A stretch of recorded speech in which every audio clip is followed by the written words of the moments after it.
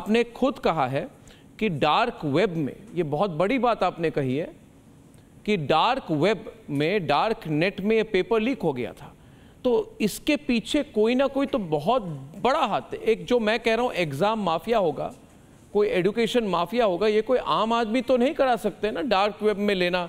एक organised industry एक mafia तरह से बन गई है। आज बदलते हुए समय में हमने कई विषयों को कभी कल्पना 10 साल पहले ये विषय ही नहीं था। आज इस विषय को हमको स्वीकार करना पड़ेगा। ये डार्क नेट ये कभी हमारी सोचने की परिधि में नहीं था, आज सोचना पड़ रहा है जी। इसीलिए हमने उसको सीबीआई को सौंपा है। शिक्षा में जो माफियागिरी कर रहे हैं उनकी कुछ बैकग्राउंड है, ये सारे जानकारी आ चुकी है, उसी पे वहाँ की पुलिस ने कार्रवाई किया है, उसको एक लॉजिकल एंड तक ले लिया जाएगा। আমি সরাসরি রুদ্রপ্রসন্ন বাবুর কাছে যাচ্ছি। রুদ্রপ্রসন্ন, এই ডার্ক ওয়েভ জানতাম না, এইটা আমাদের ধারণার মধ্যে ছিল না।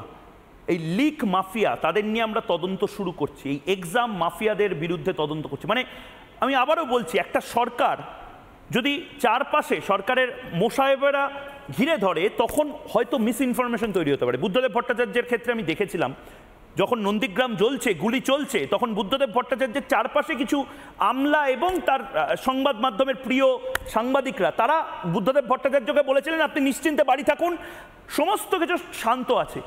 মিস ইনফরমেশন কেন্দ্র বা দেশের ক্ষেত্রে দাঁড়িয়ে যদি শাসক দল কোনো ভুল করে সেটা চোখে আঙুল দিয়ে দেখানোটাও সংবাদ মাধ্যম বা গবেষক বা শিক্ষক শ্রেণীর কাজ। এক্ষেত্রে দাঁড়িয়ে তুমি যদি 1-2 করে বলো যে ভারতবর্ষে হোয়াট ইজ গোয়িং রং, কি কি সমস্যাগুলো হচ্ছে যেটা অবিলম্বে বিজেপিকে ঠিক করতে হবে। বিজেপি তো বলছে যে তারা দুর্নীতির বিরুদ্ধে স্ট্রিক্ট অ্যাকশন নেবে, শিক্ষাক্ষেত্রে কি কি স্ট্রিক্ট অ্যাকশন নেওয়া যায়?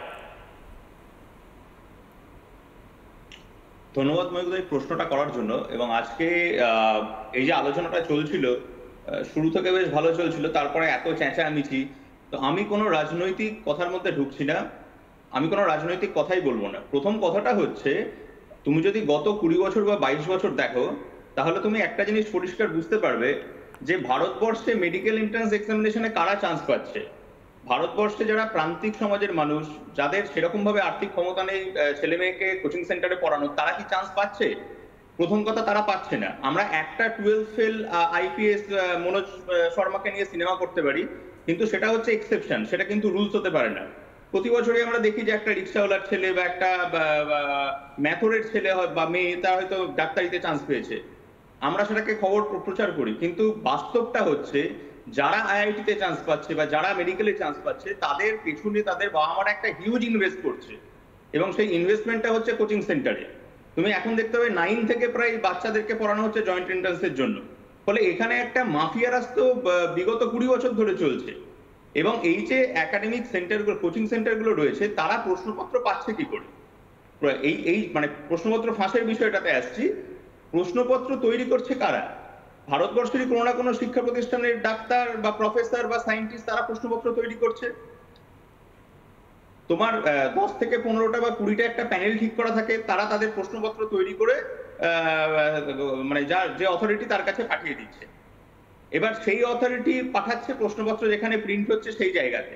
তাহলে এই সিস্টেমটার সাথে তো ভারতবর্ষের একাডেমিক্সের কিছু লোক নিশ্চিন্তে জড়িত আছে। এটা সলভ করতে এত সময় লাগার কথা নয়, এবং এটা একটা দীর্ঘদিনের সমস্যা। এই যে প্রশ্ন ফাঁস, আজকে হয়তো মিডিয়া এটাকে প্রচার করছে বলে আমরা এত বেশি মানে লার্জ স্কেলে জানতে পারছি। আমি একবার রিমাইন্ডার দিচ্ছি যে 2007 সাল জয়েন্ট এন্ট্রান্স, আমি নিজে সেখানে মেডিকেল দিয়েছিলাম, সেখানে 35 জনকে ধরা হয়েছিল ঠিক একই রকম ভাবে, যে তারা বাইরের কোনো দেশ থেকে রাজ্য থেকে এসে পরীক্ষা দিয়েছিল, ডামি ক্যান্ডিডেট। 30 থেকে 35 লাখ পার ক্যান্ডিডেট থেকে নেওয়া হয়েছিল। 2016 সাল সেম ঘটনা ঘটেছিল। এই বছরের নেটেও হয়তো সেরকম কোনো ঘটনা ঘটেছে।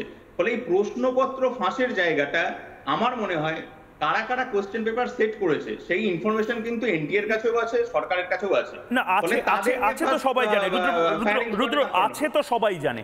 আবারও বলছি, এসএসসির কাছেও সেটা থাকার কথা ছিল, ব্রাত্য বসু বা পার্থ চট্টোপাধ্যায়ের কাছেও থাকার কথা ছিল। পয়েন্ট হচ্ছে ছিল না কেন? আর যদি থেকে থাকে ব্যবস্থা নেওয়া হয়নি কেন?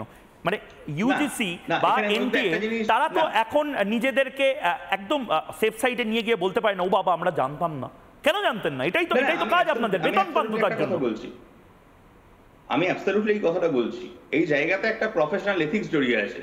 যদি কোনো প্রফেসর তার প্রশ্নপত্র লিখে সেই প্রশ্নপত্রগুলো বাইরে দিয়ে দেয় কাউকে টাকার বিনিময়ে, সেখানে কোনো সরকারও কিছু করতে পারবে না, কোনো এজেন্সিও কিছু করতে পারবে না। এখানে একটা প্রফেশনাল এথিক্স জড়িয়ে আছে, যে এথিক্সটা ভারতবর্ষের ক্ষেত্রে প্রফেশনাল এথিক্স ভীষণভাবে কমে গেছে। আমি তোমাকে এখানে বসে আজকে একটা কথা বলছি, কলকাতাতে একটা নামকরা বিশ্ববিদ্যালয়, সেই বিশ্ববিদ্যালয়ের পিএইচডি এন্ট্রান্স এক্সামিনেশনের কোয়েশ্চেন পত্র ফাঁস হয়েছিল।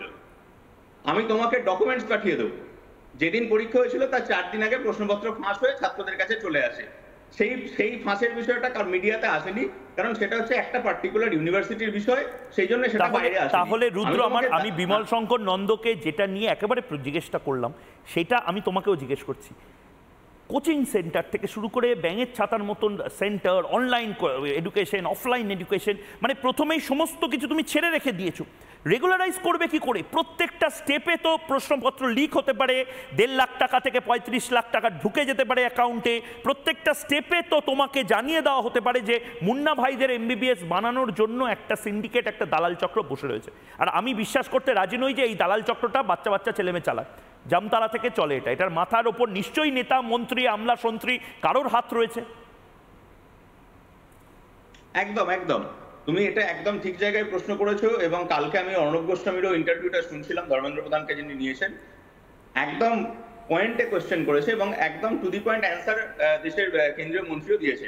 আমি খুব পরিষ্কার করে বলছি, ভারতবর্ষের একাডেমিক্সে যে নেক্সাসটা চলছে, সেই নেক্সাস ভাঙতে গেলে একাডেমিক্সে একটা সার্জিক্যাল স্ট্রাইক করতে হবে। এবং এই সার্জিক্যাল স্ট্রাইক একমাত্র যদি কেউ করতে পারে, আমাকে একটা ফিনিশ করতে দাও, আমি তোমাকে একটা জিনিস বলছি। এই যে একাডেমিক্স লবিটা রয়েছে, তুমি দেখবে গত 3-4 দিন আগে একটা বিল আনা হয়েছে যে যত কেন্দ্রীয় সরকারের কর্মচারীরা আছেন, বিট প্রফেসর, বিট সায়েন্টিস্ট, তাদেরকে সময়ে ঢুকতে হবে এবং তার জন্য একটা তারা আধার আইডেন্টিফিকেশন লিঙ্ক করে কিছু একটা করেছে। যে কোনো কেন্দ্রীয় সরকারি কর্মচারীদের 9:30টার মধ্যে ঢুকতে হবে, বায়োমেট্রিক অ্যাটেন্ডেন্স দিতে হবে, সেটার একটা প্রস্তাবনা হয়েছে। সারা দেশে এখনো বায়োমেট্রিক অ্যাটেন্ডেন্স লাগানো যায়নি। তার বিরুদ্ধে কিন্তু অলরেডি ভারতবর্ষের একাডেমিক্সের টপ নচ সায়েন্টিস্টরা তারা প্রতিবাদ করতে শুরু করেছে যে আমরা যাব না। ফলে তুমি বুঝতে পারছো যে ভারতবর্ষের একাডেমিক্সে এই যে সার্জিক্যাল স্ট্রাইক, এটা কিন্তু এত সহজে হবে না। কারণ এটা যখনই নরেন্দ্র মোদী করতে যাবে, তখন কিন্তু ভারতবর্ষের একাডেমিক্স থেকে প্রথম প্রশ্ন তুলবে, সরকার, আমার কাশ্মীর ফাইলসের ওই ডায়লগের মতন বলতে ইচ্ছা করছে, সরকার তোমারা है लेकिन সিস্টেম তো हमारा है, সিস্টেম তো हमारा है। এবং আমি দায়িত্ব নিয়ে বলছি, একটা কথা শেষ করছি, দায়িত্ব নিয়ে বলছি, এই একাডেমিক নেক্সাসকে ভাঙার কাজ কিন্তু 2-3 বছর আগে থেকে শুরু করেছে, অনেক জায়গায় শুরু হয়েছে। এবং সেই কারণেই হয়তো এই বিরাট বড় একটা একাডেমিক্সের দিক থেকে আন্দোলন শুরু হবে, আগামী দিনে আমরা দেখতে পাবো। এবং এই সার্জিক্যাল স্ট্রাইক যদি কেউ করতে পারে, আমার বিশ্বাস এটা নরেন্দ্র মোদী পারবে, অন্য কোনো রাজনীতিবিদ পারবে। দেখা যাক নরেন্দ্র মোদীর কাছে বিগেস্ট চ্যালেঞ্জ বোধহয় এইটা এই মুহূর্তে রয়েছে।